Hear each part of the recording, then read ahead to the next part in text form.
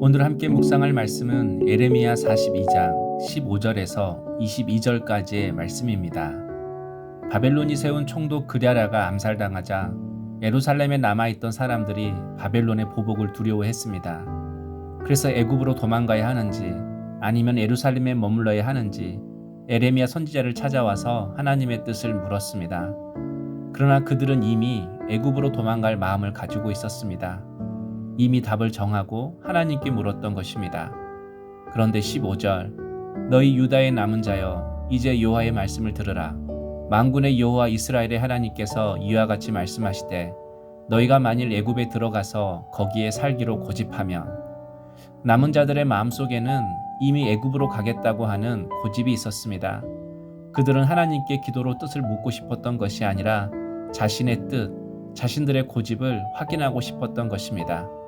이처럼 우리에게도 저마다 고집이 있습니다. 좀처럼 꺾이지 않는 고집이 있습니다. 그래서 자녀 문제만큼은 양보하지 않습니다. 사업 문제만큼은, 재정 문제만큼은 양보하지 않습니다. 그러나 신앙은 계산이 아니라 믿음입니다. 내가 계산해서, 내가 좋다고 생각해서 내가 원하는 길을 걷는 것이 아니라 하나님이 좋다고 말씀하시는 길을 나의 고집을 꺾고 걸어가는 것입니다. 그런데 16절 너희가 두려워하는 칼이 애굽 땅으로 따라가서 너희에게 미칠 것이요 너희가 두려워하는 기근이 애굽으로 급히 따라가서 너희에게 임하리니 너희가 거기에서 죽을 것이라. 하나님의 뜻을 알고도 칼이 두려워서 기근이 두려워서 애굽으로 도망간다면 오히려 그 칼과 기근이 급히 따라갈 것이라고 말씀합니다. 17절에는 무릇 애굽으로 들어가서 거기에 머물러 살기로 고집하는 모든 사람은 이와 같이 되리니 곧 칼과 기근과 전염병에 죽을 것인즉 내가 그들에게 내리는 재난을 벗어나서 남을 자 없으리라. 자기 고집을 꺾지 않고 애굽으로 들어가는 자는 칼과 기근과 전염병에 죽을 것이라고 말씀하십니다. 그러므로 내 뜻에 고집 부리는 것이 아니라 하나님의 뜻에 고집 부리는 것이 살 길입니다.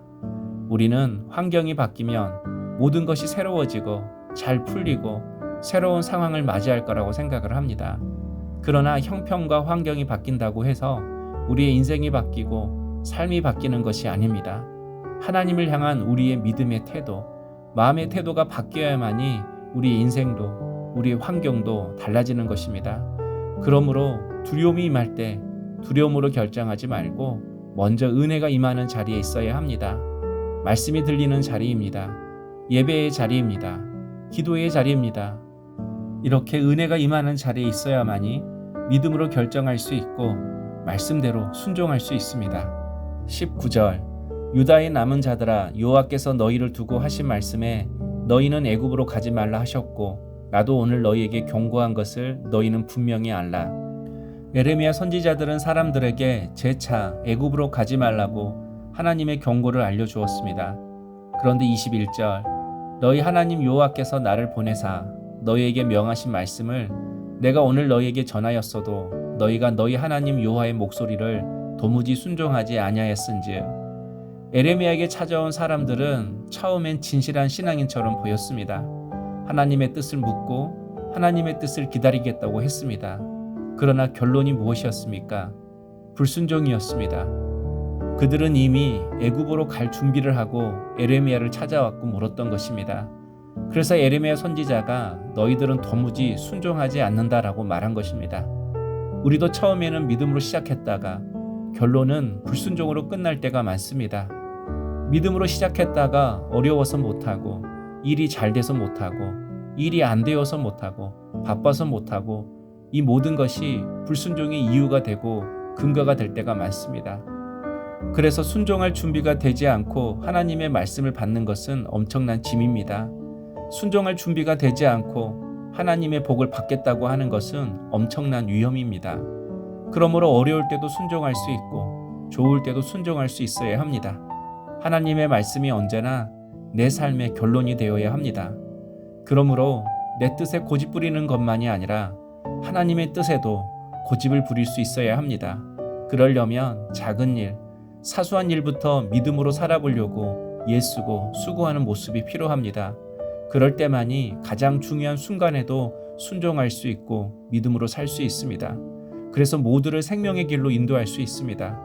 오늘 또 하나님의 말씀을 단지 조언이나 충고나 도움으로 받아들이는 것이 아니라 생명의 말씀으로, 진리의 말씀으로 듣고 그 말씀이 결론이 되고 순종이 되는 믿음의 하루를 사시는 우리 물된 동산의 모든 성도님 될 수 있기를 소망합니다.